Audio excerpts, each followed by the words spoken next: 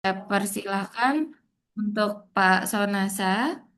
Sebelumnya saya mau ngecek ini dulu ya Pak untuk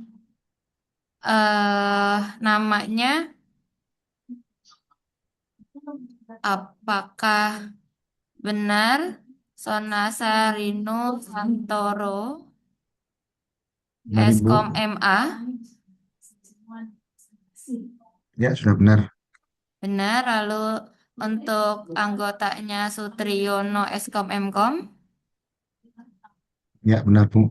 Lalu Nana Hermansah STM MSI dengan judul pengembangan forecasting penjualan dengan metode moving average studi kasus UMKM Dodol Haji Murad gitu ya Pak, benar ya? Ya, benar, Ibu. Oke baik, boleh Pak, dipersilahkan. Ya, terima kasih. Assalamualaikum warahmatullahi wabarakatuh. Apakah suara saya terdengar dengan jelas? Jelas Bapak. Terima kasih, Ibu. Terima kasih atas waktu dan kesediaan yang lain untuk saya duluan. Di pagi hari ini, saya akan mempresentasikan diseminasi penelitian kami, yaitu pengembangan forecasting penjualan dengan metode moving average studi kasus UMKM Dodol Haji Murad yang ada di Desa Ciakar. Slide presentasi saya apakah sudah muncul?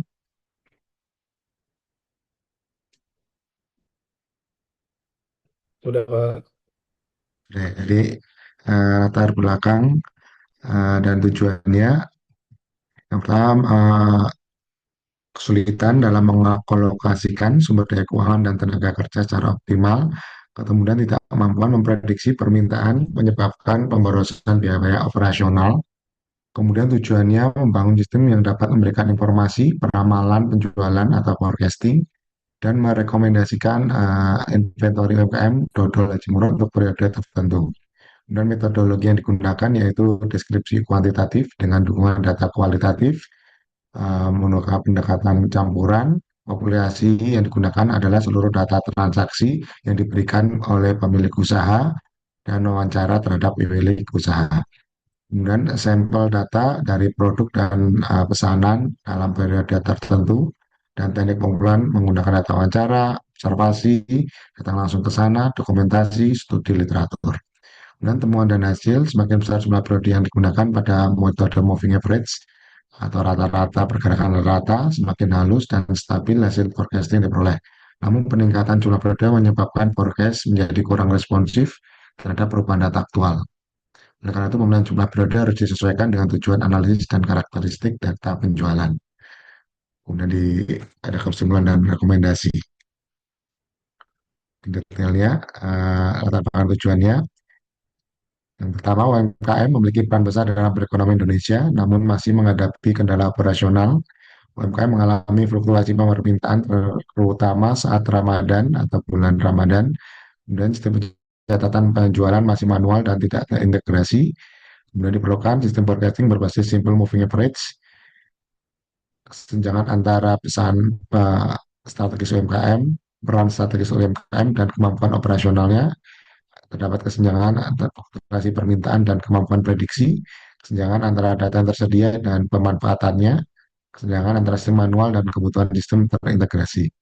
Dan urgensi digitalisasi UMKM, kebutuhan pengambilan keputusan berbasis data, bagaimana mengefisiensikan operasional dan keberlanjutan usahanya, pemanfaatan teknologi sederhana, namun efektif menggunakan simple moving average, relevan dan mudah diterapkan. Tujuannya mendeskripsikan kondisi sistem penjualan dan pengolahan data pada UMKM Dodol Haji Murad yang masih bersifat manual, menganalisis pola penjualan dan fluktuasi permintaan menggunakan metode simple moving average, merancang dan mengembangkan sistem forecasting penjualan berbasis SMA atau simple moving average yang terintegrasi dalam aplikasi UMKM APP, menguji kemampuan sistem dalam menghasilkan prediksi penjualan yang akurat untuk mendukung perencanaan stok dan produksi. Dengan metode penelitian, desain penelitian digunakan desain deskripsi kuantitatif dengan dukungan data kualitatif, bertujuan untuk menggambarkan dan menganalisis sistem penjualan UMKM, serta memanfaatkan metode Simple Moving Average atau SMA, memprediksi pola permintaan produk, dipilih karena mampu memberikan gambaran sistem mengenai kondisi aktual sekaligus mendukung pengambilan keputusan berbasis data historis penjualan. Kemudian instrumen dan pengumpulannya ada wawancara, semi struktur, pola permintaan produk, kendala produksi dan penjualan, kebiasaan pelanggan, kemudian observasi proses produksi, sistem penjualan, alur pemesanan, dokumentasi mengambil data database dari UMKM APP, catatan penjualan, arsip UMKM, studi literatur, buku, jurnal ilmiah, artikel terkait Simple Moving Average atau SMA. Kemudian populasi dan sampel, populasi seluruh data transaksi dan pemilik usaha, sampel data produk pesanan dan detail pesanan, sampel informan dari pemilik usaha. Kemudian analisis data deteksi kuantitatif dengan dukungan metode simple moving average digunakan untuk menggambarkan kondisi sistem penjualan UMKM berdasarkan data historis seperti jumlah penjualan, pola permintaan, serta fluktuasi yang terjadi pada periode tertentu. Kemudian temuan dan hasil penelitiannya uh, menggunakan dataset 15 dari periode 31 Desember tahun 2025 sampai dengan 16 Januari 2026. Kemudian tingkat keberhasilannya 100%. Kemudian ada laporan forecasting 3 periode. Ini bulanan, total penjualan yang aktualnya 6 juta. Kemudian prediksi penjualan 1 bulan kemudian sebesar 14 juta, 1.400.325. Kemudian untuk forecasting 4 periode, total prediksi penjualannya mencapai 13.213.534. Kemudian periode 6 periode yang digunakan, total prediksi penjualan yang dihasilkan sebesar Rp12.215.250. Untuk laporan forecasting 15 periode dalam 1 bulan, prediksi total penjualannya 11.014.211 rupiah. Jadi rata-rata kenaikan penjualan berdasarkan forecasting beberapa periode tadi 110,6%. Jadi temuan hasil penelitian tadi menggunakan metode moving average 3 periode. Jadi karakteristiknya paling responsif, paling sensitif terhadap perubahan. Jadi total prediksi penjualan naik sebesar 135,6%. Di yang kedua, 4 periode responsif dengan fluktuasi yang sedikit lebih halus, total prediksi penjualan naik sebesar 120%. Dan untuk 6 periode, nanti 6 datasetnya lebih stabil, cocok untuk tren menengah, total prediksi penjualan naik sebesar 103,4%. Kemudian untuk menggunakan 15 periode, paling stabil, tetapi paling lambat merespon perubahan, total prediksi penjualan naik sebesar 83,4%. Kemudian interpretasi temuan total persentase kenaikan prediksi penjualan 3 periode yang dirata-rata dari 3 dataset tersebut, terus nanti naik sebesar 135,6%. Total persentase kenaikan prediksi penjualan 4 periode sebesar 120%. Total persentase kenaikan prediksi penjualan 6 periode sebesar 10,34%. Total persentase kenaikan prediksi penjualan 15 periode sebesar 83,4%. Rata-rata kenaikan prediksi penjualan sebesar 110,6%. Faktor pendukung dengan dataset 15 periode penjualan, semakin sedikit periode forecast semakin mengikuti data aktual, semakin banyak periode forecast semakin stabil tetapi semakin lambat merespon perubahan. Keterbatasan penelitian, keterbatasan dataset mempengaruhi hasil penelitian. Idealnya untuk hasil prediksi penjualan bulanan adalah memiliki dataset dalam 1 tahun berjalan.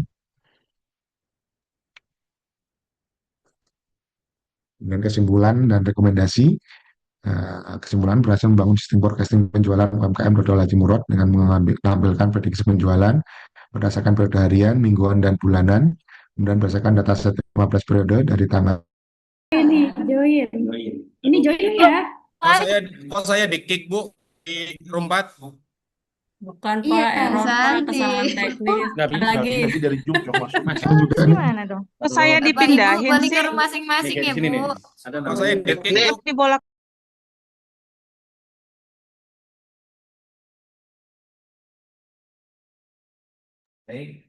Pak Sonasa, mohon maaf ada Halo. kesalahan teknis tadi, bisa Ya, dilanjut. tadi keluar ya, Bu Munawwaroh. Ya, tes, suara saya sudah terdengar. Share-share-nya sudah muncul belum?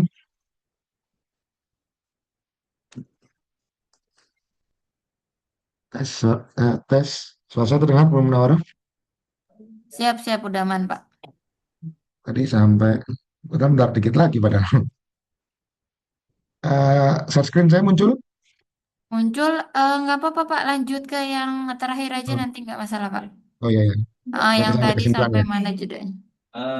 Oke, saya ulangi kesimpulan tadi. Pertama, berhasil membangun sistem forecasting penjualan UMKM Bodol Haji Murad dengan menampilkan prediksi penjualan berdasarkan periode harian, mingguan, dan bulanan. Berdasarkan dataset 15 periode dari tanggal 31 Desember 2002, mohon maaf, 2025 sampai dengan 16 Januari 2026, diperoleh rata-rata kenaikan forecasting penjualan sebesar 110,6%. Kemudian semakin besar jumlah periode yang digunakan pada metode moving average, semakin halus dan stabil forecasting yang diperoleh. Kemudian rekomendasi untuk eh, pemilik usaha, rekomendasi stok barang ketika terjadi lonjakan penjualan dapat diprediksi. Kemudian dari untuk praktisi, saran implementasi dan referensi yang dapat langsung diterapkan oleh pihak terkait di lapangan atau peneliti selanjutnya. Untuk peneliti selanjutnya, Mundur agenda riset bukannya tadi melanjutkan udah dengan jadi metode co-host campuran, ya awal ya?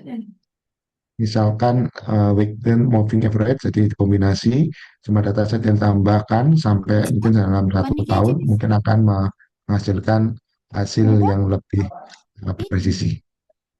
Berapa? Terima kasih. Gak Terima ada, kasih iya. kami Harusnya memfasilitasi ada. jawab dan Ada. diskusi. Taufik Wahidasa. More into Wassalamualaikum warahmatullahi wabarakatuh. Kembalikan ke Bu Nama. Waalaikumsalam warahmatullahi wabarakatuh. Baik, terima kasih Pak Sonasa. Baik Bapak Ibu, mungkin kita lanjut saja ya untuk mempersingkat waktu. Selanjutnya sesuai dengan absensi, kita lanjut ke untuk ini Ibu atau Bapak Adik Nafila, mohon maaf. Hadir Ibu, Bapak Ade. Bapak Ade ya, Ade Nafila Mkom ini sudah betul untuk apa namanya untuk gelarnya ya. Ya, betul. Terus Andrian Hidayat Eskom Mkom untuk anggota satu ya Bapak. Ya, betul Ibu. Oke, untuk judulnya Sistem Pendukung Keputusan. Bentar dulu. Sistem mendukung keputusan pemilihan koki terbaik di Pondok Cengek 2 dengan metode AHL ya Bapak. Baik, waktunya AHP. kurang lebih selama 5 menit ya Bapak untuk presentasi. Oke, saya persilahkan. Baik.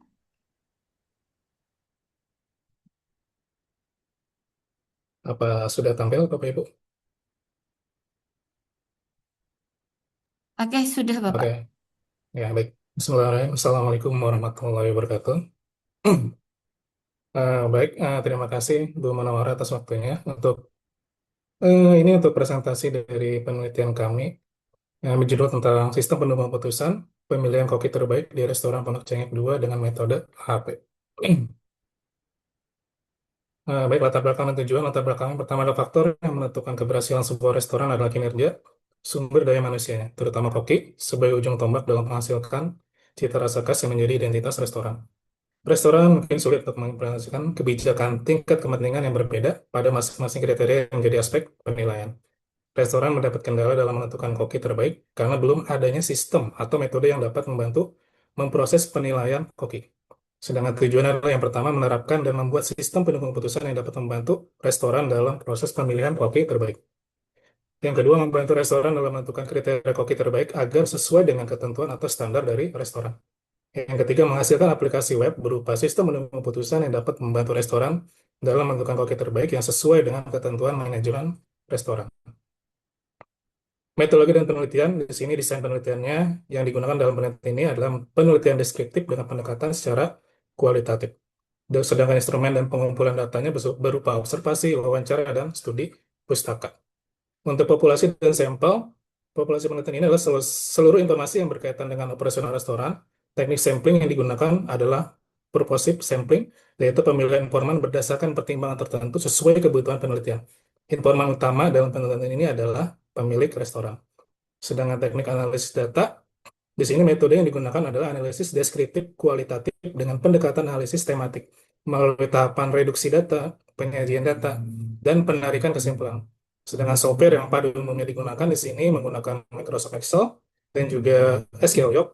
Di sini lebih banyak untuk memproses data dan juga mengembangkan sistem dari web tersebut. Di sini ada temuan dan hasil penelitian. Yang pertama, di sini statistik utama, dia dengan menerapkan SPK, proses penelitian dapat dilakukan secara lebih objektif, terstruktur, dan transparan. Sedangkan di sini mungkin karakteristik, kriteria, dan sebagainya sudah ditentukan oleh pemilik restoran, jadi kita hanya untuk wawancara, observasi, dan sebagainya. Makanya di sini ditulis satu dari total responden. Sebagai pemilik, berarti kita hanya tektokan secara langsung. Insya Allah 100% data dapat digunakan dalam penelitian ini. Sedangkan tingkat keberhasilan di sini ada 92%. Kenapa tidak sampai 100%? Karena mungkin di sini lebih ke arah sistem UI atau UX, ataupun dari sisi user acceptance testingnya mungkin tidak 100% karena kita menggunakan penilaian tidak selalu dari segi ini tidak terlalu kompleks gitu. Mungkin agak-agak simpel jadi tidak terlalu 100% gitu. Sedangkan pembahasan interpretasi temuan tidak ditemukan hasil yang bertentangan dengan secara signifikan dengan teori maupun penelitian terdahulu. Sebaliknya, hasil penelitian ini memperkuat konsep bahwa kombinasi antara SPK dan metode HP merupakan pendekatan yang tepat untuk membantu manajemen restoran dalam menentukan koki terbaik secara lebih adil, objektif, efisien, dan transparan. Faktor pendukungnya di sini adanya kriteria penilaian lebih jelas, dukungan manajemen restoran, ketersediaan data kinerja koki, dan juga kesesuaian metode HP dalam permasalahan yang dihadapi. Kebutuhan akan proses seleksi yang objektif, serta pemanfaatan teknologi informasi, faktor-faktor tersebutlah yang berperan penting dalam menghasilkan sistem pendukung putusan yang efektif untuk menentukan koki terbaik di Pondok Cengek 2. Sedangkan keterbatasannya di sini, ruang lingkup yang terbatas pada suatu restoran, jumlah responden yang relatif sedikit, subjektivitas dalam pemberian bobot kriteria, keterbatasan kriteria yang digunakan, keterbatasan waktu penelitian, serta karakteristik metode AAP itu sendiri. Oleh karena itu, hasil penelitian ini perlu dipahami sesuai dengan konteks penelitian dan dapat dikembangkan lebih lanjut pada penelitian berikutnya dengan cakupan yang lebih luas. Kesimpulannya mungkin yang pertama, implementasi sistem penentukan keputusan ini membantu restoran dalam proses pemilihan koki terbaik. Penerapan metode AP juga membantu restoran dalam penentuan koki terbaiknya sesuai dengan kriteria yang diberikan oleh pemilik restoran. Sistem penentukan keputusan mampu memberikan proses pemilihan koki terbaik yang lebih objektif, terstruktur, dan transparan dibandingkan dengan metode penilaian secara manual. Sedangkan rekomendasi untuk pemerintah atau pembuat kebijakan, pemerintah disarankan memberi dukungan terhadap digitalisasi UMKM.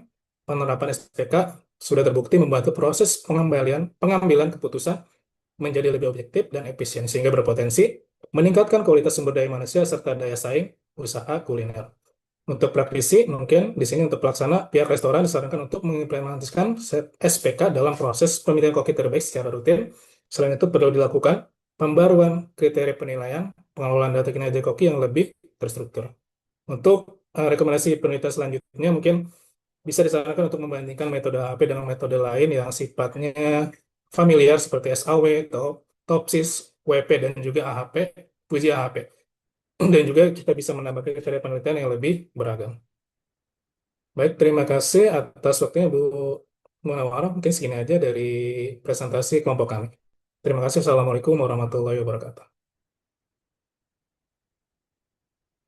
Waalaikumsalam warahmatullahi wabarakatuh. Terima kasih Pak Ade atas presentasinya.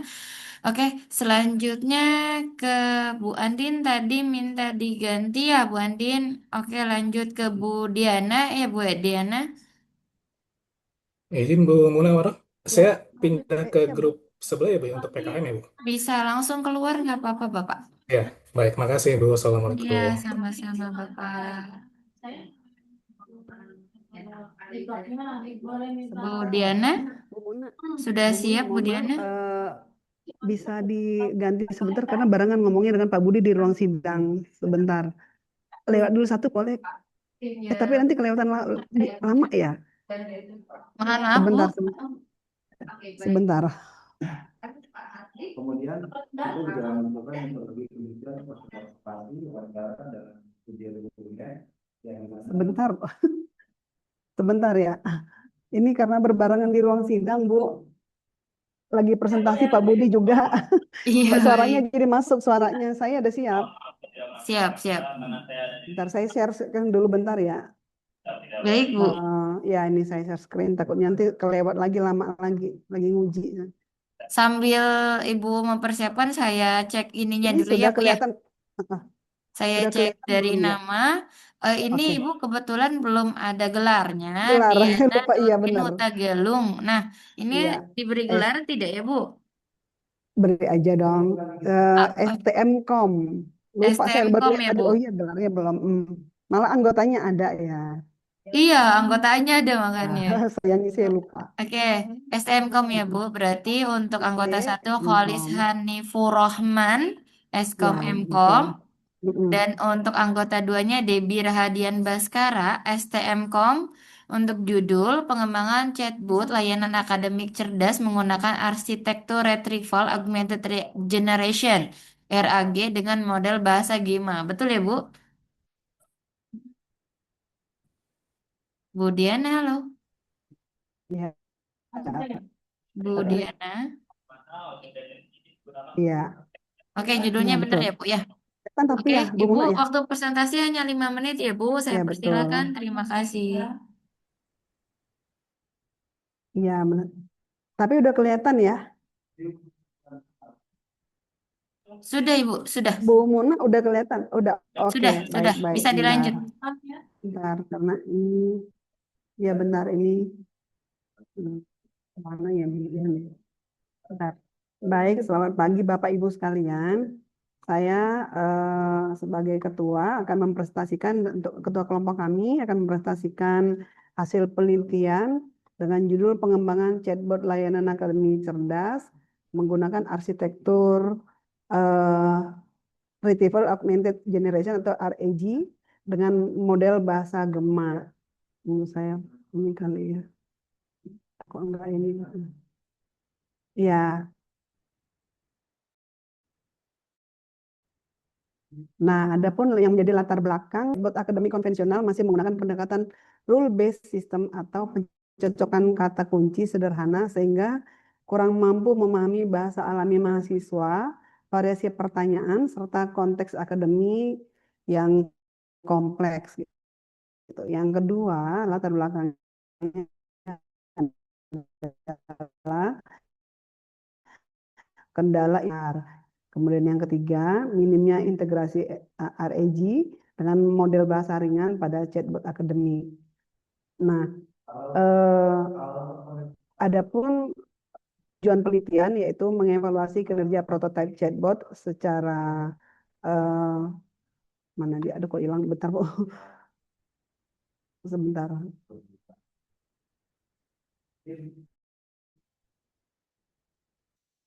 Benar. Ya, secara komprehensif melalui metrik kuantitatif dan kualitatif. Yang kedua, mengimplementasikan sebuah prototipe chatbot fungsional dengan memanfaatkan model bahasa ringan atau Small Language Model atau SLM, Google, Gema dengan biaya rendah. Yang ketiga, tujuan penelitian ini yaitu merancang sebuah arsitektur sistem chatbot yang mengintegrasikan paradigma Retrieval Augmented Generation atau RAG dengan basis pengetahuan institusional.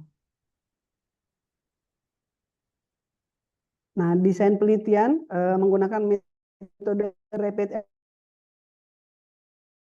development atau RAD. Yang pertama apanya yaitu perencanaan, mengobservasi terhadap layanan akademik dan wawancara mahasiswa dan staf akademik. Yang kedua, desain, pembangunan aplikasi menggunakan bahasa pemrograman Python serta framework pendukung AI dan NLP. Yang ketiga, tahapannya yaitu implementasi atau pengujian menggunakan black box testing. Kemudian instrumen dan pengumpulan data. Teknik pengumpulan data yang digunakan meliputi observasi terhadap proses layanan akademik. Yang kedua yaitu wawancara dengan pihak akademik dan mahasiswa. Yang ketiga dokumentasi dokumen akademik kampus dan yang terakhir adalah kuesioner untuk mengukur kepuasan pengguna terhadap chatbot. Populasi dan sampel yaitu populasinya mahasiswa dan staf akademik sebagai pengguna layanan akademik.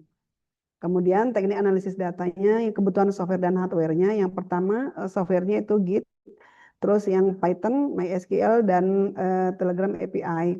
Hardware-nya yaitu Android smartphone dan butuhnya server. Kemudian ini adalah merupakan temuan dan hasil penelitian. Ini ada beberapa saja, sebenarnya banyak gitu ya. Tapi saya tampilkan beberapa saja, yaitu buat layanan akademik seperti tampilannya. Kemudian yang kedua, ini laporan aduan pelanggaran. Jadi kalau ada pelanggaran, ya seperti ini bentuknya gitu ya. Ada contoh-contohnya. Kemudian ini yang ketiga adalah ketika mahasiswa registrasi untuk di eh, chatbot tersebut gitu. Selanjutnya ini merupakan hasil ya, hasil dan pembahasan. Eh, yang pertama itu ada kategorinya ya, tentang registrasi, ajuan surat, pelacakan status layanan, aduan pelanggaran, status aduan, informasi terkini, kelola aduan, pesan broadcast, menambah informasi baru, dan daftar pengajuan. Dan ini tampilannya seperti di sini, eh, dari kategori hingga output ada gitu ya, ada yang dihasilkan. Seperti itu. Kemudian kesimpulan dari penelitian ini yaitu pembuatan untuk menjawab rumusan masalah tadi, yaitu pembuatan instant messaging bot Telegram sebagai media layanan informasi dan konsultasi akademik dan kemahasiswaan metode long polling dapat diimplementasikan sesuai dengan rancangan. Yang kedua, Telegram bot yang dibuat mampu memberikan layanan informasi dan konsultasi akademik dan kemahasiswaan di perguruan tinggi atau kampus yang lebih praktis bagi mahasiswa melalui komen-komen yang dibuat. Yang ketiga, fitur kecerdasan buatan atau AI sangat membantu admin dalam memberikan layanan informasi kepada mahasiswa dengan konsisten dan kecepatan respon. Adapun saran atau rekomendasi untuk layanan bot ini yaitu bot layanan yang dibuat masih menggunakan database internal sehingga belum terintegrasi dengan sistem informasi dari seluruh fakultas ataupun program studi sehingga kedepannya masih perlu dilakukan sinkronisasi database. Sekian dari kelompok kami. Terima kasih. Selamat pagi semuanya, Bapak Ibu. Baik, terima kasih Bu Diana atas presentasinya. Bapak Ibu langsung dilanjut ya Bapak Ibu. Untuk presenter ketiga, yaitu Bapak Dokter Solihin ya Bapak ya. Hadir Pak Solihin, Pak Dokter.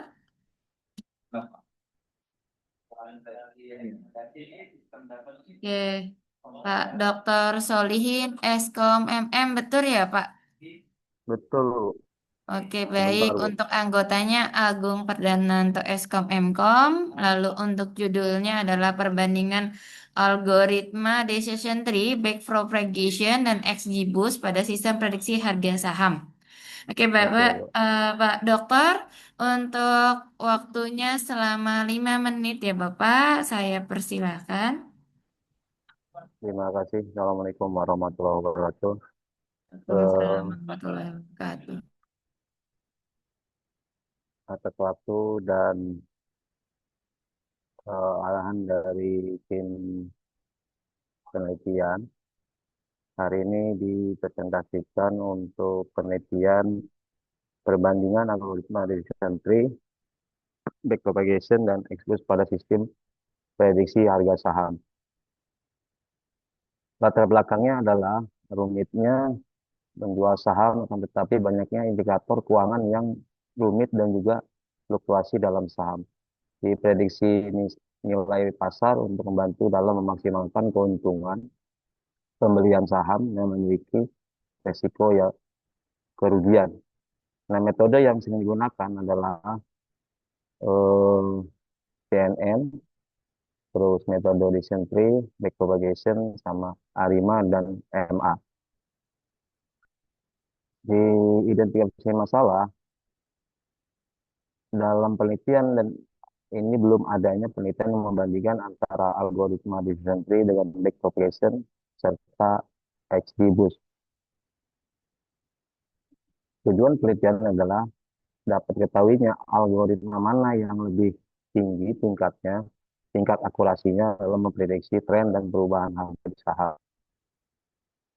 Di penggunaan data ini adalah data set real time dengan sampel 9 tahun, data set real time dari JRSA. Pembuatan model yaitu antara model yang pertama decision tree dan yang kedua adalah backpropagation. Di model decision tree seperti yang ditampilkan pada layar. Selanjutnya yang pengujian model. Di pengujian model eh, dengan hasil decision tree memiliki tingkat akurasi 98,21%, sedangkan back propagation memiliki akurasi sebesar 88,5%. Jadi dengan demikian bukti bahwa algoritma decision tree lebih tinggi tingkat akurasinya jika dibandingkan dengan algoritma back propagation dengan selisih tingkat akurasi sebesar 9,66%. Itu yang bisa dipresentasikan untuk hari ini. Terima kasih. Saya dari Ketua dan Pak Agung Padananto sebagai anggota satu. Assalamualaikum warahmatullahi wabarakatuh. Baik, terima kasih Pak Dokter atas paparannya. Bapak Ibu, apakah ada yang ingin ditanyakan? Jika tidak ada, kita lanjut ke presenter selanjutnya, yaitu Bu Farida Nurlaila. Apakah sudah hadir? Sudah Bu Mona. Ya, Pak Dokter, mohon izin untuk di presentasinya di close dulu.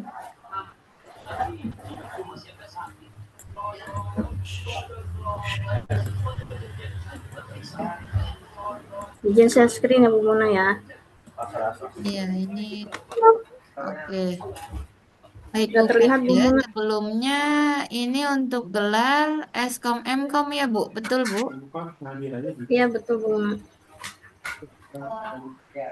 Untuk anggota satunya yaitu Pak Joko Rianto Eskom Mkom dan anggota duanya Dr. Engineering Ahmad Musyafa Eskom Mkom dengan judul penerapan Agile Scrum dalam pengembangan aplikasi M-Diabetes Care untuk meningkatkan keterlibatan pasien dalam pemantauan diabetes.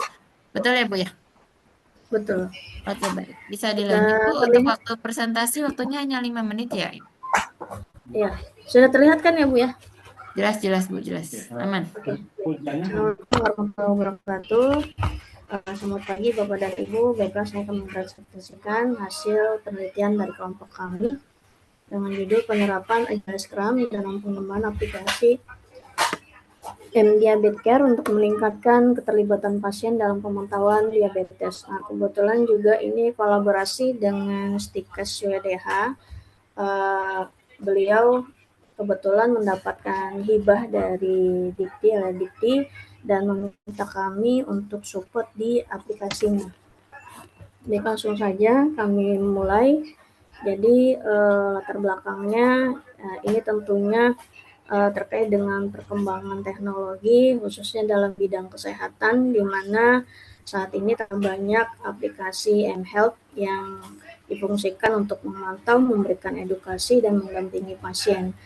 Nah, salah satunya ini adalah untuk pasien diabetes ya, yang merupakan mungkin penyakitnya ini salah satu penyakit yang seringkali diderita oleh orang banyak ya. Dan ini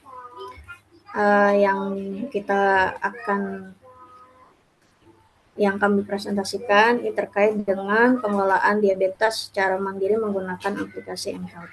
Nah, di sini pengelolaan diabetes memerlukan disiplin tinggi dalam pengobatan, pemantauan glukosa, pola makan, dan aktivitas fisik. Namun keterlibatan pasien sering rendah, beresiko menimbulkan komplikasi. Dan untuk mengatasi tantangan tersebut, aplikasi M-Diabetes Care ini dikembangkan menggunakan metode Agile Scrum yang memungkinkan pengembangan iteratif dengan partisipasi aktif pasien dan tenaga medis dalam setiap segmen, sehingga aplikasi menjadi lebih efektif meningkatkan keterlibatan pasien dalam pengelolaan diabetes.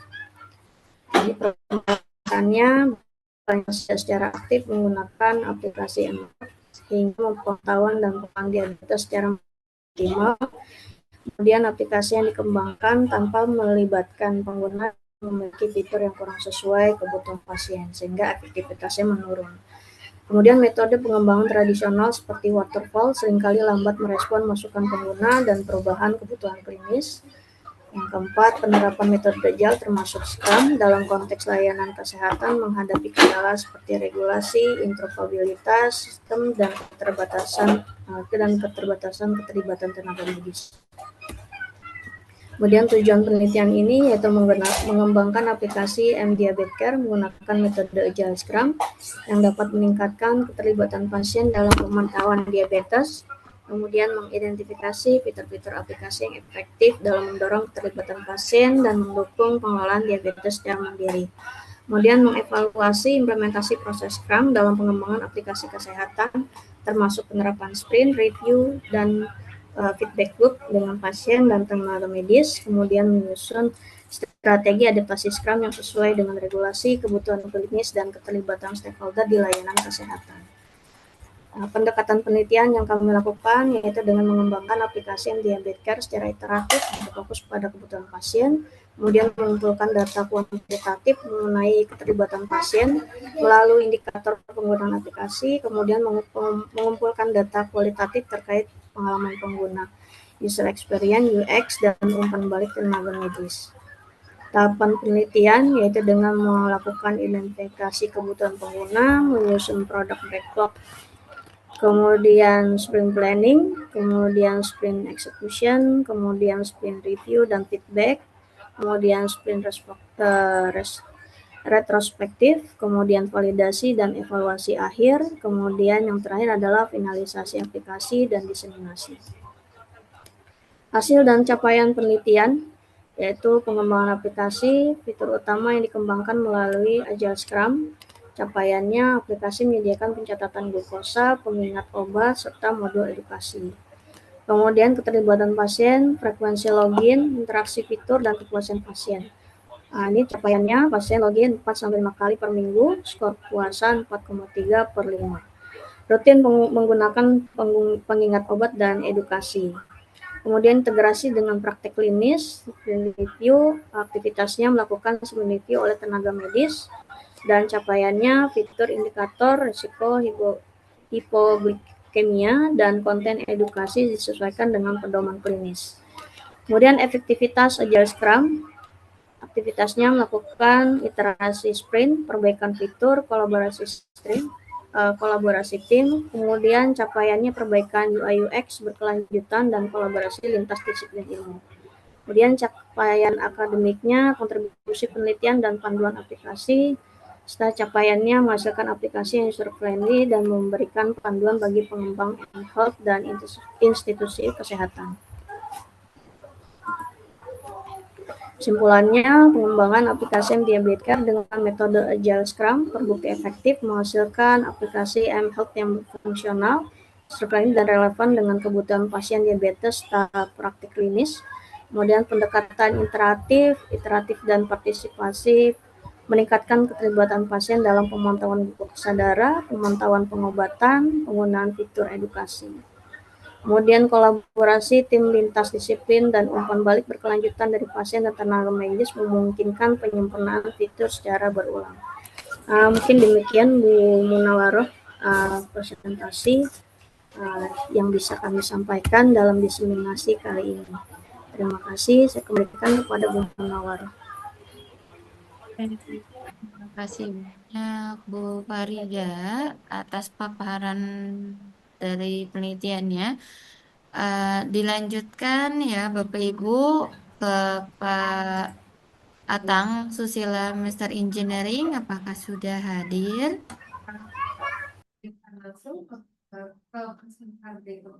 Sudah.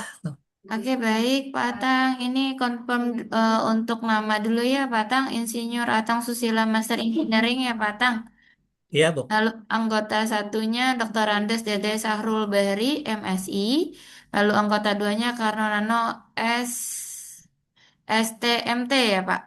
Iya, betul. Untuk judul analisis karakteristik spasiotemporal dataset kualitas udara DKI Jakarta sebagai tahap awal pengembangan model spatiotemporal graph neural network untuk prediksi ISPU ya Pak.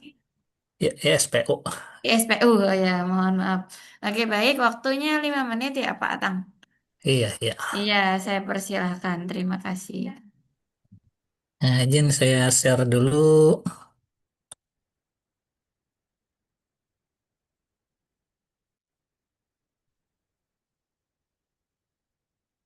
Oh,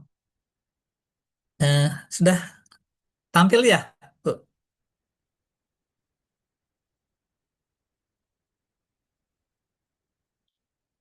Apa sudah kelihatan di layarnya, Bu?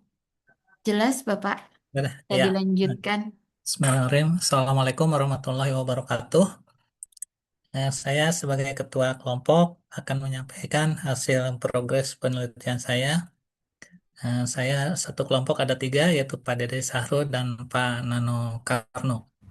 Judul makalah saya adalah analisis karakteristik spatiotemporal dataset kualitas udara DKI Jakarta sebagai tahap awal pengembangan model spatiotemporal graph neural network untuk prediksi indeks standar pencemaran udara. Nah, saya mulai dari latar belakang. DKI Jakarta menghadapi permasalahan pencemaran udara menyebabkan peningkatan emisi polutan yang berpotensi menurunkan kualitas udara dan berdampak pada kesehatan masyarakat. Kemudian pemerintah menggunakan indeks standar pencemar udara atau ISPU sebagai indikator kualitas udara berdasarkan parameter PM10, SO2, CO, O3, dan NO2. Dan ini penting untuk pengambilan keputusan. Prediksi kualitas udara merupakan permasalahan yang kompleks karena dipengaruhi oleh faktor temporal dan spasial. Hasil analisis menunjukkan adanya korelasi antara stasiun pengukuran. Nah, berdasarkan metode, berbagai metode telah banyak digunakan untuk prediksi kualitas udara. Berbagai penelitian menunjukkan bahwa pendekatan machine learning memiliki performa yang lebih baik dibanding metode konvensional. Namun, analisis karakteristik dataset sebagai dasar pembentukan graf relatif terbatas sehingga representasi graf sering dibangun tanpa evaluasi mendalam terhadap hubungan spasial dan temporal. Nah, penelitian ini dilakukan untuk menganalisis karakteristik spasio-temporal dataset kualitas udara di DKI Jakarta sebagai dasar pengembangan metode STGNN. Hasil analisis diharapkan dapat mendukung pembentukan graf. Tujuan penelitian pertama, menganalisis karakteristik spasio-temporal dataset kualitas udara DKI Jakarta. Kedua, mengidentifikasi hubungan temporal dan spasial antar stasiun pemantauan kualitas udara. Dan yang ketiga, menyusun representasi graf sebagai fondasi pengembangan model STGNN untuk prediksi SPU. Desain penelitian ini bersifat kuantitatif ya dengan pendekatan eksploratif deskriptif dengan fokus pada analisis karakteristik dataset sebagai tahap awal pembangunan model STGNN. Tahap penelitiannya dimulai dari akuisisi data, integrasi dataset, preprocessing, analisis temporal, analisis spasial, pembentukan graf, dan evaluasi kesiapan dataset. Adapun sumber datanya ini diperoleh dari web kualitas udara DKI Jakarta, periode data 2014 sampai 2013, variabel penelitiannya PM10, SO2, CO, O3, NO2, max, kritikal, dan kategori. Nah, populasi sampel itu diambil dari seluruh data ISPU harian pada stasiun pemantauan klinis udara di DKI Jakarta, yaitu ada 5 lokasi, ada di Bundaran HI, Kelapa Gading, Jagakarsa, Lubang Buaya, dan Kebonjeruk. Kemudian teknik analisisnya, untuk analisis temporal, itu mean, median, standar deviasi, distribusi bulanan. Kemudian untuk analisis spasial, jarak antar stasiun, korelasi antar stasiun. Software yang digunakan itu ada Excel dan Python. Kemudian pembentukan graf, ada antar jarak stasiun dan korelasi antar stasiun. Ini hasil dari uh, uh, uh, penelitian kami. Dataset totalnya ada 1.825 buah. Ini untuk tahun 2014 dan tahun 2017 sama, yaitu 1.825. Nah, untuk tahun lainnya kami abaikan karena banyak sekali data missingnya. Ya, ini yang paling bagus ya, ada 27,18% untuk tahun 2014 dan 2017 menurun data missingnya jadi 8,71%. Mungkin ada perbaikan dalam input datanya sehingga yang di atas 50% tidak saya analisis. Kemudian dari hasil perhitungan koordinat dari lokasi didapatkan jarak-jarak antara stasiun seperti dalam tabel ini. Nah, dari gambar ini menunjukkan distribusi dari MAC.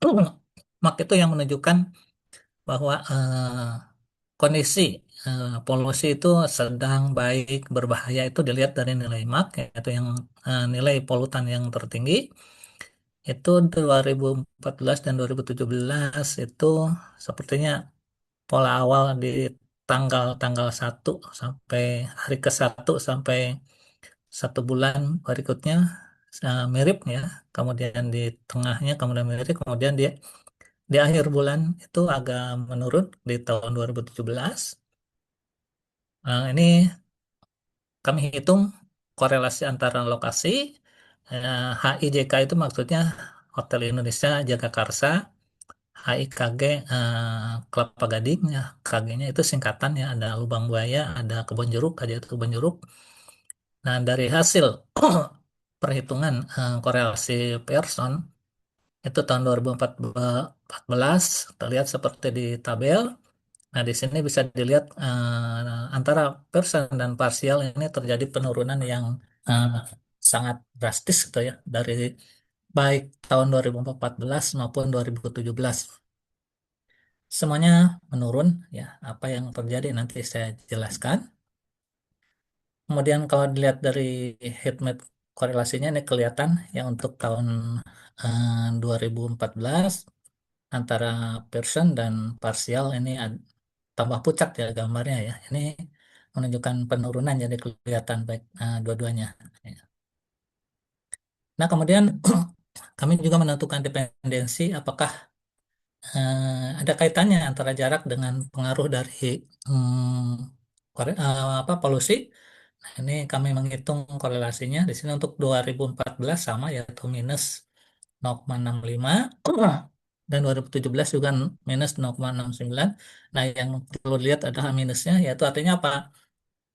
Semakin jauh jarak suatu stasiun, maka pengaruh terhadap stasiun satunya akan semakin kecil, makanya negatif. Nah, hasil visualisasinya di sini ada dalam bentuk graf antara jarak dan personnya, kemudian dan korelasinya bisa dilihat. Ini untuk bahan penelitian lebih lanjut ini bisa digunakan. Ya. Nah, kemudian pembahasannya ini kalau kita perhatikan tadi pada heat map person terlihat bahwa seluruh pasangan stasiun memiliki nilai korelasi positif. Nah, hal ini menunjukkan bahwa secara umum kualitas udara pada seluruh stasiun di DKI Jakarta memiliki pola perubahan yang searah. Ketika indeks pencemaran udara meningkat pada satu stasiun, maka stasiun lainnya juga cenderung meningkat yang serupa. Ya. Kemudian pada heat map partial correlation terlihat bahwa hampir semua nilai itu menurun. Ya. Nah, penurunan ini bukan hampir ya, ini semua menurun ya. Saya ada hampirnya, sebenarnya semua menurun ya. Penurunan ini menunjukkan bahwa sebagian hubungan yang terlihat pada person sebenarnya dipengaruhi oleh keberadaan stasiun lain dalam suatu jaringan, dalam network. Ya. Kemudian kalau perhatikan dari heat map-nya itu ya, ini untuk person, hampir semua sel berwarna oranye merah yang menunjukkan banyak hubungan, tapi di parsialnya beberapa sel menjadi apa ya, warnanya memucat lah dibanding dengan yang personnya. Ini apa yang terjadi?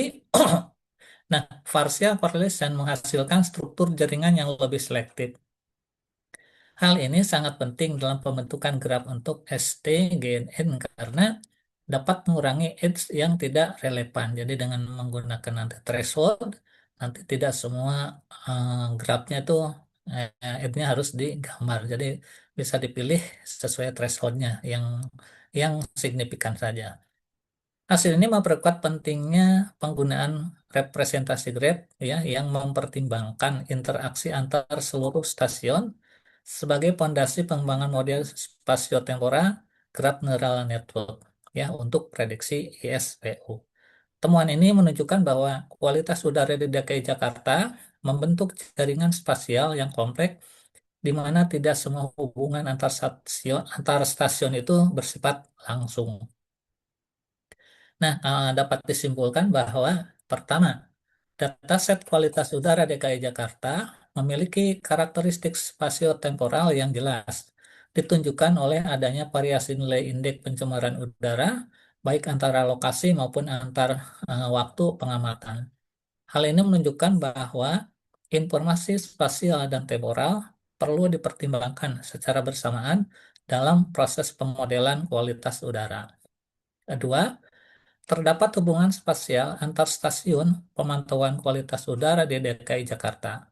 Stasiun yang berdekatan cenderung memiliki pola kualitas udara yang lebih mirip dibandingkan stasiun yang berjauhan. Selain itu, perbandingan Pearson correlation dan partial correlation menunjukkan bahwa tidak seluruh hubungan antar stasiun merupakan hubungan langsung, tetapi dipengaruhi oleh stasiun lain dalam suatu jaringan, dalam bentuk jaringan ya, membentuk suatu graf.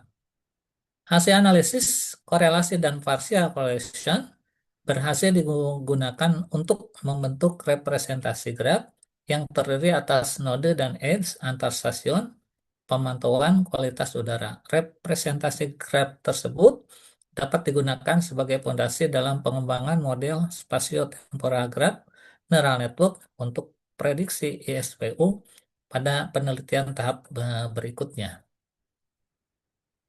Nah, ini future work kami. Yang pertama mengembangkan model STGNN menggunakan adjacency symmetric yang telah dibangun untuk melakukan prediksi ESPU harian pada setiap stasiun pemantauan kualitas udara di DKI Jakarta.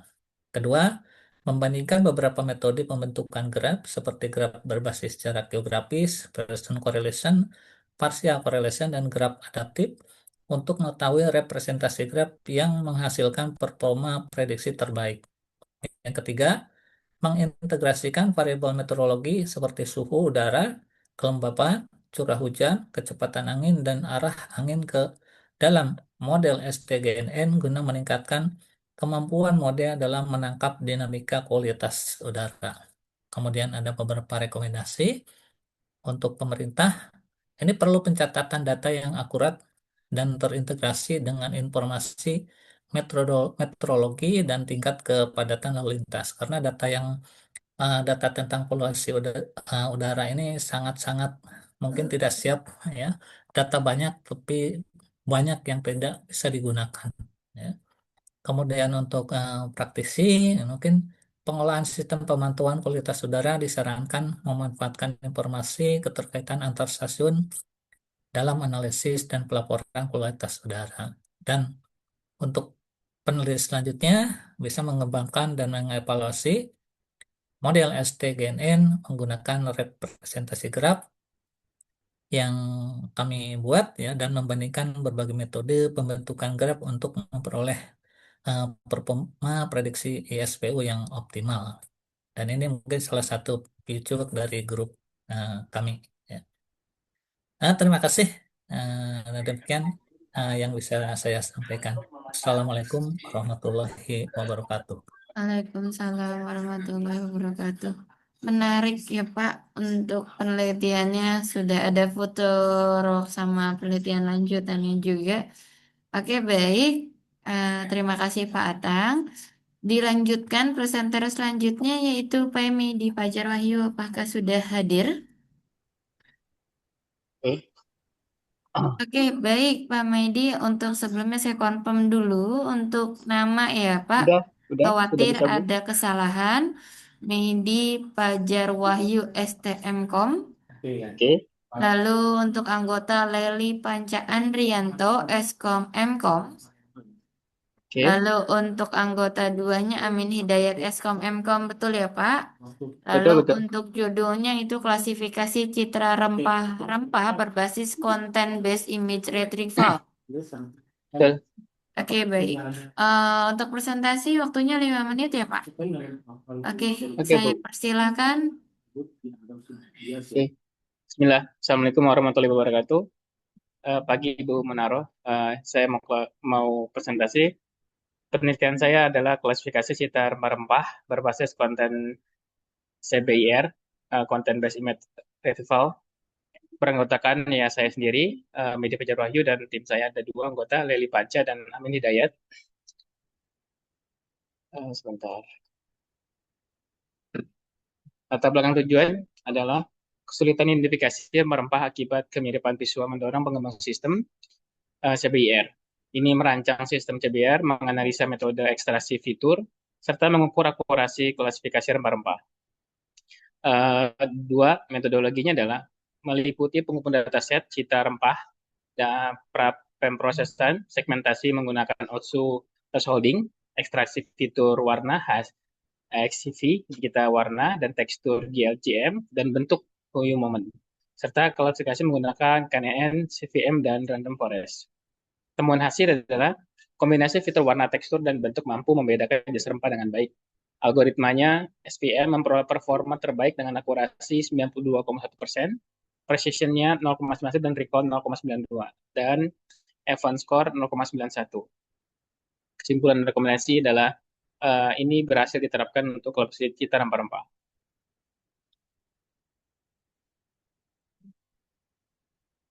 Saya lanjut, mari. Oke, yang kedua, metodologi penelitian. Ini menggunakan pendekatan kuantitatif dengan jenis pengembangan sistem. Artinya membangun sistem CBIR dari awal, mulai dari pengumpulan data hingga pengujian model. Lalu instrumen pengumpulannya, pengambilan gambar dilakukan menggunakan kamera smartphone dengan resolusi minimal 12 megapiksel. Latar belakangnya dibuat polos berwarna putih dan abu-abu dengan pencahayaan alami dengan konsisten. Setiap jenis foto di sudut, 3 sudut ya, atas, samping, dan bawah untuk datanya lebih akurat. Dan sampelnya, populasi sampel, 6 jenis sampah limpang yang umum ditemukan di Indonesia yaitu jahe, kunyit, lengkuas, kencur, temulawak, dan bangle. Total sampel citra yang digunakan adalah 1.200 hingga 1.800 gambar dengan pembagian 80% untuk data latih dan 20% untuk data uji. Tekniknya menggunakan ekstraksi fitur HSV GLGM, U-Moment, klasifikasi dengan KNN atau SVM atau Random Forest. Untuk skor, kita menggunakan pattern dan skit-learner. Untuk temuan dan hasil, skornya adalah 92% statistik utama dan 1.000 total responden dengan 10% tingkat keberhasilan. Pembahasan, intervensi temuan, SPM unggul karena mampu menangani pola data nonlinear yang kompleks. Kombinasi hasil dan GLCM plus U-Moment efektif membedakan rempah dengan kemiripan visual tinggi. Hasil mendukung literatur CBIR efektif untuk klasifikasi objek biologis. Foto pendukungnya adalah segmentasi OTSU, berhasil memisahkan objek dari latar belakang secara optimal. Ekstraksi fitur 35 dimensi, menangkap karakteristik unit tiap rempah. Keterbatasan penelitian, perubahan pencahayaan ekstrim masih mempengaruhi hasil klasifikasi. Bentuk rempah tidak utuh atau tertutup menurunkan akurasi hue moment. Dataset belum terlalu besar, generalisasi model masih terbatas. Kesimpulannya adalah CBIR berhasil diterapkan dengan klasifikasi rempah, SVM memberikan performa terbaik dengan akurasi 92,1%, sistem juga efektif untuk image retrieval. Rekomendasi adalah menambah variasi dataset, menggunakan deep learning kembali untuk lebih dalam, dan mengembangkan aplikasi web dan mobile. Cukup, sekian Bu Munaro, terima kasih. Assalamualaikum Oke, warahmatullahi terima wabarakatuh. kasih kami ini atas paparannya. Oke, ada pertanyaan Bapak Ibu? Jika tidak ada, kita lanjut ke Bu Neneng Miss Lia sudah hadir. Bu Munaro, izin pamit saya ke room 2 untuk PKM. Siap, siap. Siap, terima kasih banyak. Terima kasih. Iya, Bu Munaro. Ya, Bu. Assalamualaikum. Saya sudah ada. Oke, sebentar saya yang share ya Bu ya. Iya, Bu. Terima kasih. Bentar.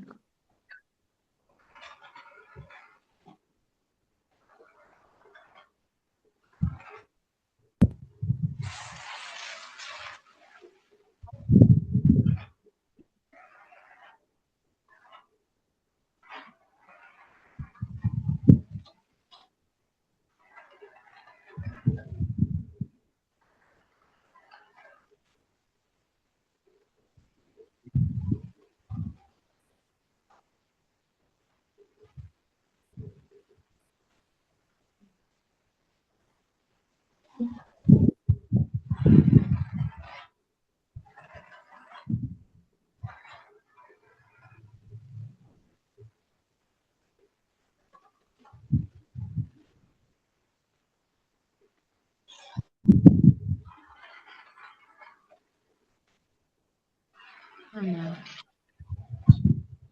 Bentar, Bu.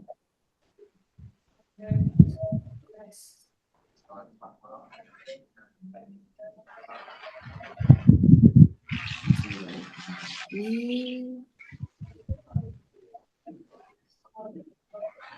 saya nggak bisa share.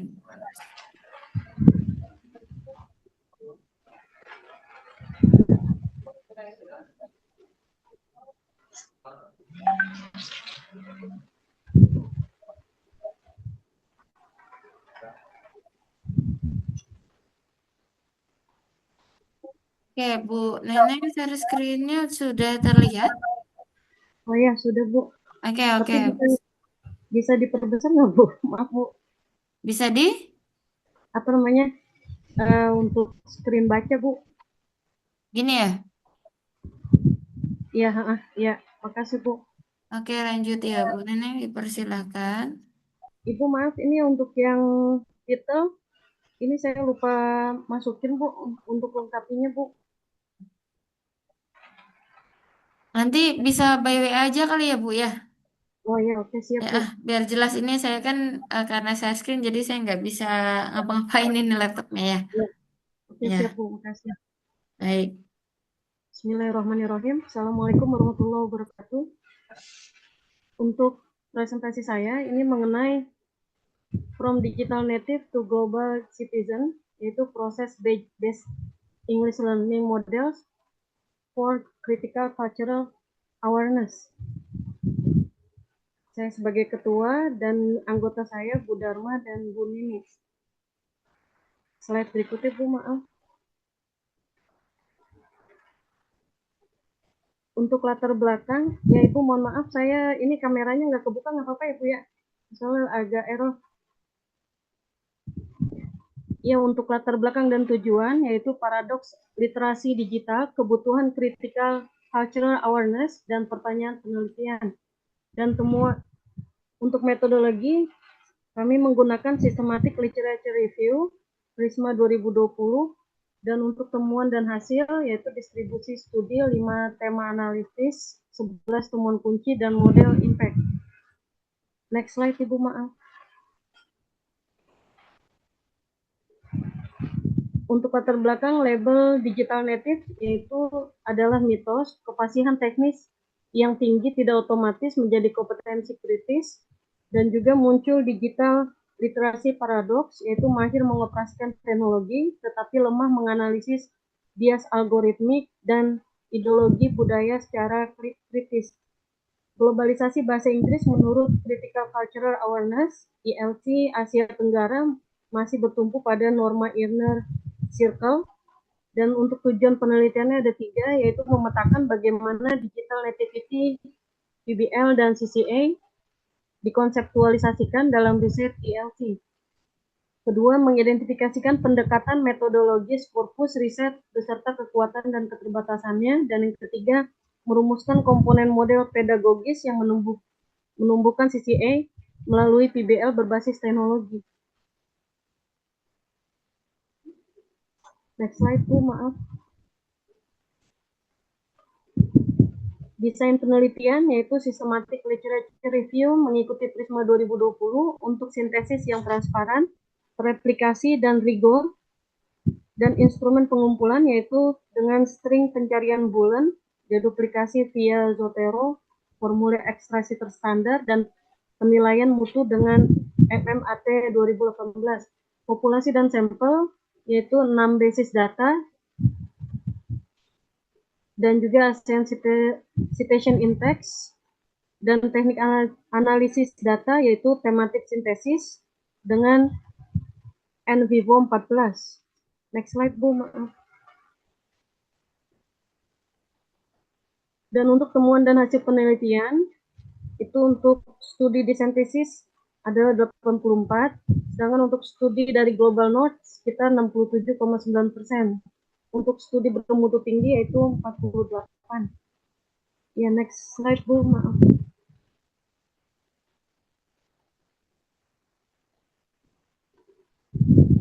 Next slide-nya Bu Muna, maaf. Untuk model impact atau kontribusi penelitian, yaitu satu, critical global inquiry, proyek isu lokal dalam bingkai wacana global, pemetaan komunitas dan kampanye advokasi multibahasa. Yang kedua, dialogic digital scaffolding, yaitu teknologi untuk dialog dan kritik, dialog sokratik berbentuk AI, anotasi kolaboratif, serta audit bias algoritma. Yang ketiga, plurilingual performance assessment, yaitu yang menghargai translanguaging dan code matching lintas varietas English melalui portofolio digital. Yang keempat, reflexive teacher practice, yaitu pengembangan guru berbasis inquiry atau lesson study CCA, auto etnografi kritis, dan co-design proyek dengan siswa. Interpretasi temuan yaitu digital literasi paradoks, bukan kekurangan siswa, melainkan kegagalan pedagogis. PBL berteknologi hanya kritis bila berlabuh pada kerangka dekolonial dan global Englishes menurut Kubota 2023, dan faktor pendukungnya hasil positif muncul hanya dengan refleksi kritis terstruktur, dialog tentang relasi kuasa dan fasilitasi guru, kesiapan guru menjadi prediktor terkuat keberhasilan. Ketiga, keterbatasan penelitian, inklusi hanya artikel berbahasa Inggris atau bias bahasa, dominasi studi kualitatif menutup meta-analisis, penyaringan utama oleh satu penilai. Next slide, Bu Muna. Dan untuk kesimpulan, yang pertama, digital nativity semata tidak menjamin keterlibatan budaya kritis, nilainya bergantung pada mediasi struktur yang terstruktur. Yang kedua, PBL berteknologi menumbuhkan CCA hanya bila CCA menjadi prinsip rancangan inti, bukan tema tempelan. Yang ketiga, kontribusi utama, model impact sebagai sintesis pedagogi kritis FAIRE, New Literacy Studies, dan paradigma global English dalam lingkungan ber-AI. Ibu, itu sudah dari kelompok saya. Terima kasih. Assalamualaikum warahmatullahi wabarakatuh. Waalaikumsalam warahmatullahi wabarakatuh. Terima kasih Bu Neneng. Apakah ada pertanyaan? Untuk selanjutnya, bentar.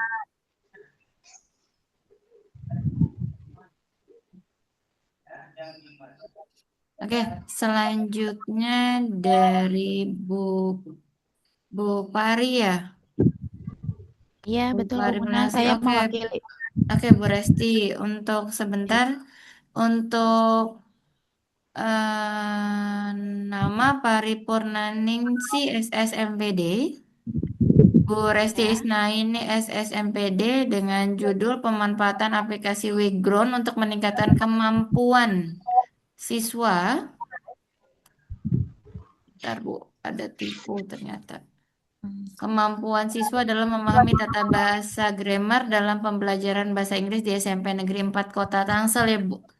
Iya, betul Ibu Muna. Baik, Suara saya terdengar jelas ya Bu? jelas Ibu. Baik. Ya, Assalamualaikum warahmatullahi wabarakatuh.